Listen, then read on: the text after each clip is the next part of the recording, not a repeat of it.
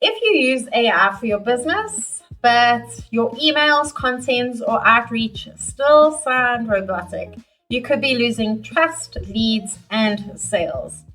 Let me show you a tool that fixes that within seconds. AI can save business owners a huge amount of time. But if what you produce sounds generic, stiff, or obviously AI generated, it can actually hurt your brand. Today, I'm showing you a tool that helps solve that. It's called Clever AI Humanizer. So let's be honest, a lot of business owners are using AI for emails, proposals, social media, LinkedIn outreach, website copy, marketing content, and that's so smart. But there's one big problem. In today's fast-paced world, leveraging synergies to maximize outcomes. No hype, no fluff. Who actually talks like that? If your communication sounds fake, people feel it instantly. And that's when trust drops.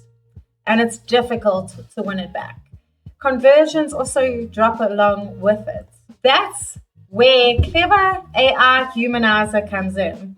It helps turn robotic AI text into something cleaner and more natural and more believable, which matters when you're trying to win new business or any business. Here's a typical AI-generated paragraph for a business. That's where Clever AI Humanizer comes in.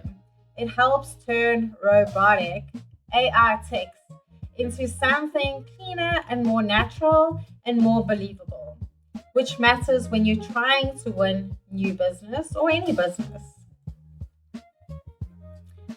Here's a typical AI-generated paragraph for a business. Now, let's run it through Clever AI Humanizer. And here's the result. Before it was stiff and generic, but after it's natural, clear, and confident. This version sounds more like a real person, and that matters if this is going to a prospect, a client, or an audience. So, where are the use cases that you can implement Clever AI Humanizer? In your sales outreach through cold emails, LinkedIn messages, follow-ups. You need responses, not robotic silence.